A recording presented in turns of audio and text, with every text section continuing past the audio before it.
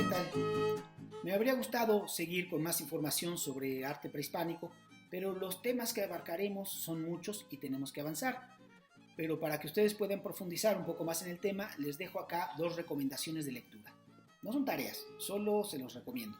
La primera es el libro de Paul Gendrop sobre arte prehispánico en Mesoamérica, que da un panorama de manera sencilla y clara sobre el tema del arte de aquellas culturas, y está en la biblioteca de la escuela. Cuando regresemos quizá puedan verlo, pero si pueden conseguirlo antes, pues qué mejor. Y la segunda recomendación es este pequeño libro de Alfonso Caso que se llama El pueblo del sol. Es un libro muy bien escrito, un verdadero clásico, muy articulado, y me parece un buen libro para empezar a conocer la cosmogonía mexica y por consiguiente algo de las culturas que le precedieron. Yo diría que si ya tiene una colección de libros, pues agréguenlo a su colección. Si no tienen una colección de libros, les diré, yo mi biblioteca personal la empecé en la preparatoria, con una tablita donde ponía los libros que me iban encargando. Este sería un excelente libro para empezar su colección. Pero avancemos. Nuestra parada siguiente es en el muralismo mexicano, 400 años después. Pero antes hagamos un recorrido veloz por esos 400 años que separan a los últimos pueblos prehispánicos de los muralistas del siglo XX. 400 años en unos cuantos minutos. Perdón. ¿Qué pasó en la cultura y el arte mexicanos cuando estos pueblos fueron arrasados por la conquista española? Los españoles impusieron su cultura a los pueblos indígenas destruyendo sus templos y sus esculturas. Con las piedras de los templos indígenas se construyeron templos católicos, algunos sobre las ruinas de las ciudades conquistadas. Sus esculturas fueron destruidas o enterradas, la mayoría de los códices quemados. El cristianismo fue impuesto a sangre y fuego, y con él una nueva organización social en la que los indígenas quedaron subordinados al gobierno español por medio de un gobierno virreinal. El territorio fue nombrado la Nueva España. Durante ese tiempo se dio una mezcla de las dos culturas. No fue una mezcla amigable, sino forzada. Durante el siglo XVI el arte indígena sobrevive apenas agazapado en los encargos de la iglesia, como en las construcciones y murales tequitqui, que funden motivos europeos e indígenas porque los españoles emplearon a artistas indígenas para hacerlos, y por supuesto, en el arte popular. Pero en toda esa época, conocida como el periodo colonial, va a penetrar el arte europeo volcado a la evangelización. Se construyen templos y se pintan cuadros con contenidos predominantemente religiosos en estilo barroco que adquirirá en nuestro continente poco a poco características propias. Durante el siglo XVII encontramos algunos de los mejores exponentes de la pintura colonial, como será, por ejemplo, José Juárez, un claro exponente del barroco mexicano. O un poco después, Cristóbal de Villalpando, ya entre los siglos XVII y XVIII, de una extraordinaria potencia expresiva que pintó en un estilo barroco mucho más libre. Y a finales del siglo XVIII, Miguel Cabrera, que es autor de este famoso retrato póstumo de Sor Juana Inés de la Cruz. Por ese tiempo, a finales del siglo XVIII, se funda la Academia de Arte de San Carlos, intentando ajustar el arte a los cánones académicos de Europa. Pero a principios del siglo XIX las colonias españolas de América van a luchar por su independencia y vencen, naciendo nuevas naciones y entre ellas, por supuesto, la nueva nación mexicana. Durante esos primeros años de nación independiente, el arte, es verdad, tiene una fuerte influencia europea, pero hay una clara voluntad de buscar una identidad propia que va creciendo, aunque muy lentamente. En muchos casos se trata tan solo de imitaciones de la pintura académica europea, pero algunos autores adoptan el costumbrismo representando escenas de la vida cotidiana, como Agustín Arrieta, o aparecen aquí y allá también temas de las culturas prehispánicas. Félix Parra, José Obregón, con una interpretación un tanto europeizada, pero de temas aztecas. También va a aparecer en ese tiempo el paisajismo mexicano, que aparece sobre todo en las obras de Eugenio Landesio y va a tener su mejor exponente en José María Velasco, ya para finales del siglo. Esta escena muestra cómo se veía la Ciudad de México desde Tacubaya. Y entrando ya al siglo XX, en los últimos años del Porfiriato, aparecen en escena artistas interesantes en quienes se presiente ya un afán de renovación, como Leandro Izaguirre y Julio Ruelas, que ilustran la revista Moderna. mientras en Europa el arte está modernizándose. Pero en México el siglo XX llega explosivamente. Los acontecimientos políticos conducen a la revolución que estalla en 1910 con el llamado de Francisco y Madero. La cosa se complica, ya saben, Huerta asesina a Madero, se levantan muchos caudillos, primero aliados y luego enfrentados entre sí. Carranza, Villa, Zapata, todos asesinados. Con el asesinato de Carranza y la llegada de Álvaro Obregón al poder, en 1920 la revolución entra en una fase más pacífica. Y es entonces cuando aparece el muralismo mexicano, que es realmente nuestro tema.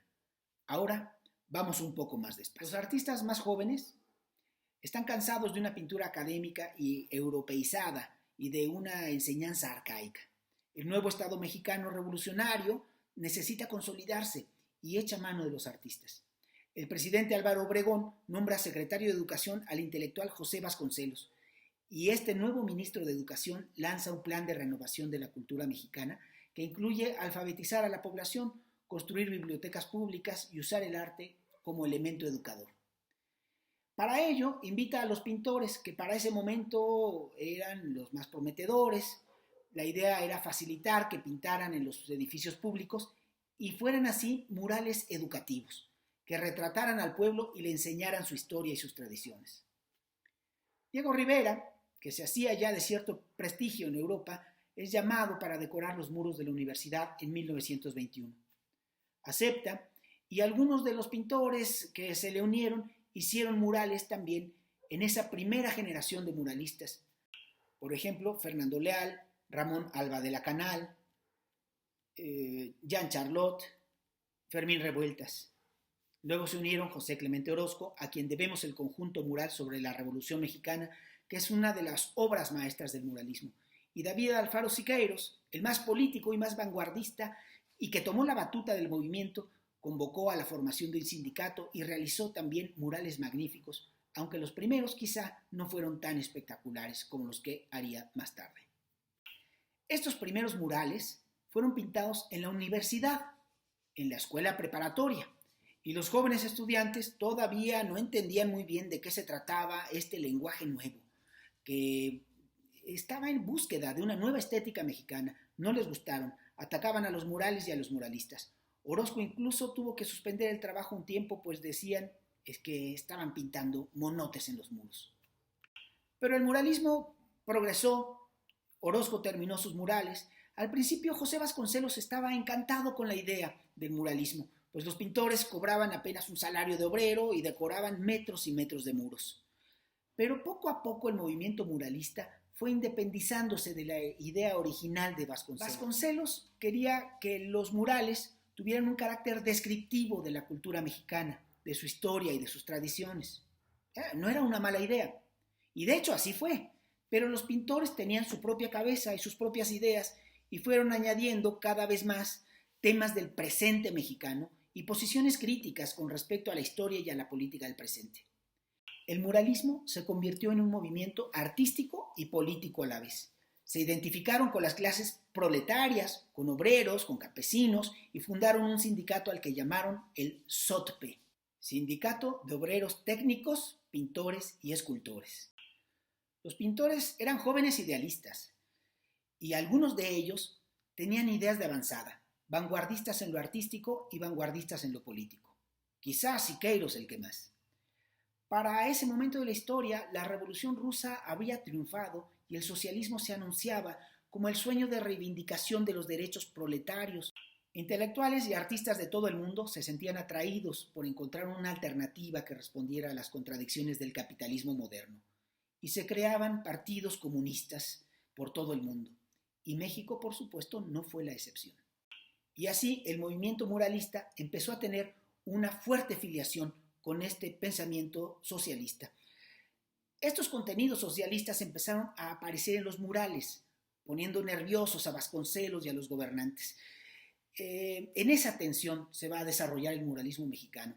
Al mismo tiempo, aliado del Estado, pero crítico de él, al mismo tiempo defensor de la revolución, pero señalándola como inconclusa, glorificando el pasado histórico, incluyendo las civilizaciones antiguas prehispánicas, pero apuntando hacia el futuro y pensando también en el presente de los pueblos indígenas. es justamente esa gran complejidad de miras y de alcances que le da al movimiento muralista la importancia que ha tenido, como el movimiento quizá más renombrado del siglo XX en México. Pero no nos equivoquemos, no se trataba de un bloque de pensamiento único, sino de un abanico de posiciones muy diversas, que además fue cambiando con el tiempo. Pero eso lo vamos a ver un poco después.